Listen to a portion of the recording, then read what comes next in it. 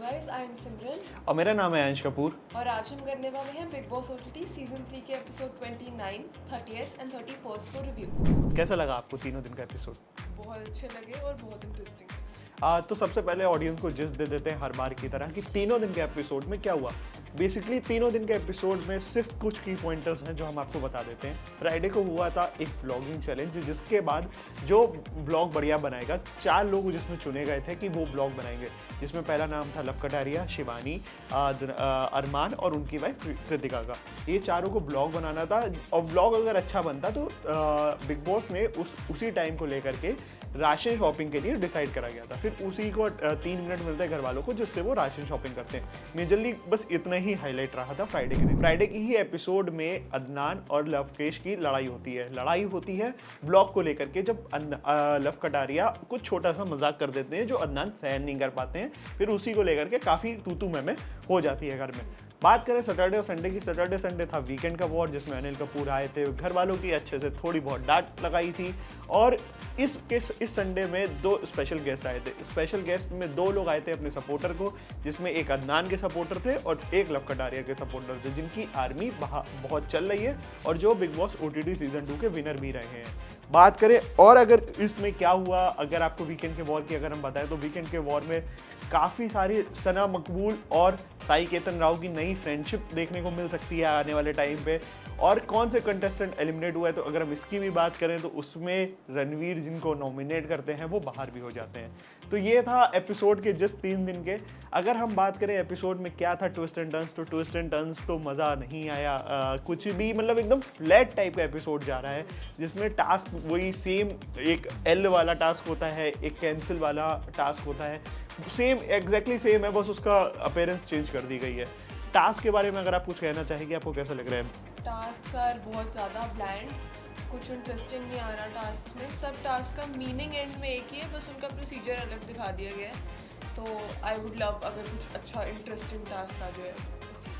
इस वीकेंड के वॉर में एक चीज़ और मिसिंग लगी, जो 2 कंटेस्टेंट बाहर आए थे अपने सपोर्टर से मिलने, सपोर्ट करने आए थे, जो 2 अदनान और लव कटारिया को, अगर उनको घर वालों से भी मिलवा दिया जाता तो शायद और भी इंटरेस्टिंग लग सकता था। बट वो लोग बाहर से आते हैं, बाहर से चले जाते हैं, जो अंदर घर के, उनको उसके बारे में कुछ भी पता नहीं रहता है कि कौन वो 2 लोग थे।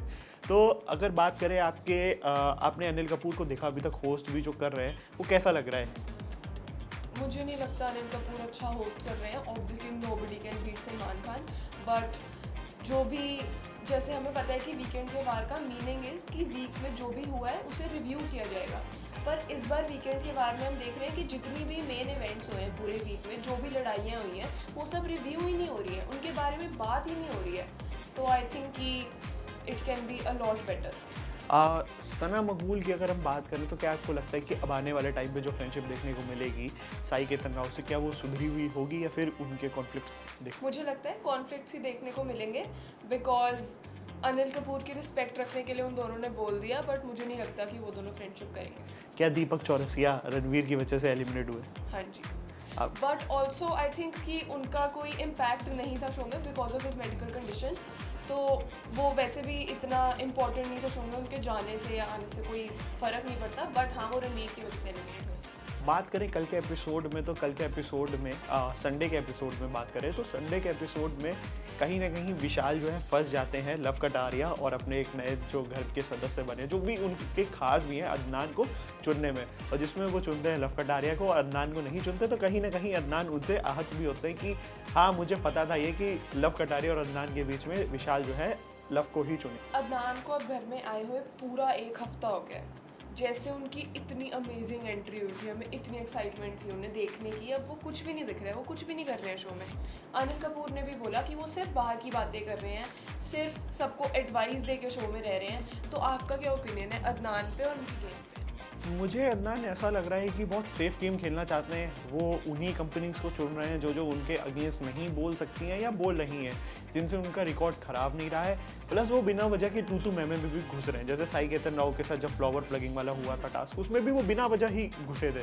तो मुझे लग रहा है कि वो बेफालतू में बीच में घुस रहे हैं लोगों में, और प्लस वो इरिटेट भी कर रहे हैं लोगों को, क्योंकि वो जिस हिसाब से बोल रहे हैं ऐसे करके, तो वो कहीं ना कहीं चीज़ परेशान भी कर रही है। I would like to add कि कल बोला भी गया था एपिसोड में, वो अपने मतलब के हिसाब से फ्रेंड्स बना रहे हैं। एक इंस्टेंस भी है कि जैसे ही Armaan was made the head of the house, वैसे ही वो उनके साथ बैठना शुरू कर दिया और उन्होंने उनसे बातें हाँ करनी शुरू कर दी। एग्जैक्टली। हाँ, आपको कैसा लग रहा है अरमान क्या सही हेड ऑफ द हाउस है? अरमान मुझे लगता है बहुत ही स्ट्रॉन्ग प्लेयर है, one of the most important impactful players हैं इस सीज़न के। But head of the house की मुझे कोई रोल नहीं दिख रहा। मेनली हमने वीकेंड के बारे में इतनी इम्पॉर्टेंट डिस्कशन देखी है लवकेश और अदनान को देख के, तो आपको क्या लगता है लवकेश या अदनान में से कौन ज़्यादा स्ट्रॉन्ग प्लेयर है? मुझे लवकेश लग रहा है, क्योंकि लवकेश जब बाहर वाले भी बने थे तो उन्होंने बाहर वाले का भी फ़र्ज़ अच्छे से निभाया था, उन्होंने घर के राशन का भी ध्यान रखा था। और अदनान का मुझे अगर ऐसा लग रहा है अदनान एक बस आ गए हैं, वो सिर्फ उनको मतलब नहीं है कि वो क्यों आ रहे हैं क्या कर रहे हैं, वो सिर्फ है कंटेस्टेंट हैं, वो 2-4 वीक तक रहें और फिर उसके बाद चले जाएं, वो उस टाइप का है उनका। वो किसी कुछ भी इन्वॉल्वमेंट नहीं दिखा रहे हैं। एक हफ्ता होने को आ रहा है, अभी तक उनका खुद का कोई एक मुद्दा नहीं बना है, वो दूसरों के ही बीच में कूद रहे हैं। तो मुझे नहीं लगता कि लव कटारिया हाँ हंसी मजाक करते हैं, सबसे बना करके रखने की भी कोशिश करते हैं। सिर्फ एक साइज उनकी खराब हुई थी, फिर रणवीर से भी मतलब वो सॉल्व करने की कोशिश कर रहे हैं और लोगों से बात भी करते रहते हैं। तो मुझे नहीं लगता कि अदनान से बेहतर लवकेश। इस सीज़न में हम देख रहे हैं कि बिग बॉस भी कुछ रोल नहीं प्ले कर रहे हैं इम्पॉर्टेंट, होस्ट भी अच्छे से होस्ट नहीं कर रहे हैं। और इस सीज़न में एक बहुत इंपॉर्टेंट चीज़ हो रही है कि पुशिंग को, धक्का मारने को नॉर्मल कर दिया गया है। इस पे आपका क्या कहना है? अगर हम वो इंसिडेंट की बात करें तो वो फ्राइडे के दिन इंसिडेंट होता है अदनान और लव कटारिया के बीच में, जब ब्लॉगिंग को लेकर के वो चल रहा होता है पूरा टास्क।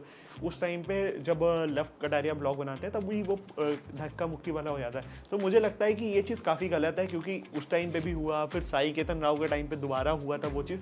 तो अगर ऐसे होगी तो कल को आने वाले टाइम पे कोई भी गुस्से में आकर के किसी को अगर मार भी देखा तो भी फिर आप उसको नॉमिनेट पूरे सीजन भर के लिए कर देंगे। But I don't think so कि कहीं ना कहीं ये चीज़ सही है, ये गलत हो रही है।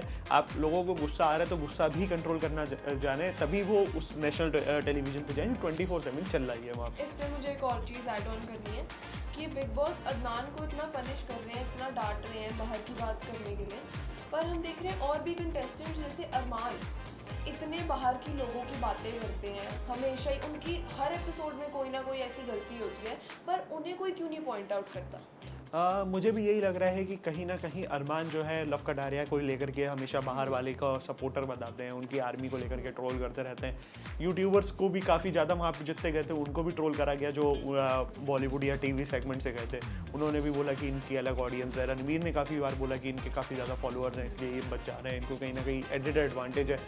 तो मुझे लग रहा है कि ये सब मुद्दे नहीं होने चाहिए जो घर के हैं, क्योंकि आपको आइसोलेट इसीलिए करा गया है क्योंकि आपको उसी के अंदर रह करके खेलना है, ना कि आप बाहर का इशू लेकर के हैं कि इसके बाहर इतने फॉलोअर्स हैं। ये तो बिग बॉस OTT सीजन 3 का रिव्यू हम आपके लिए हमेशा लेकर के आते रहेंगे। तब तक के लिए बने रहिए हमारे साथ। Thank you for watching.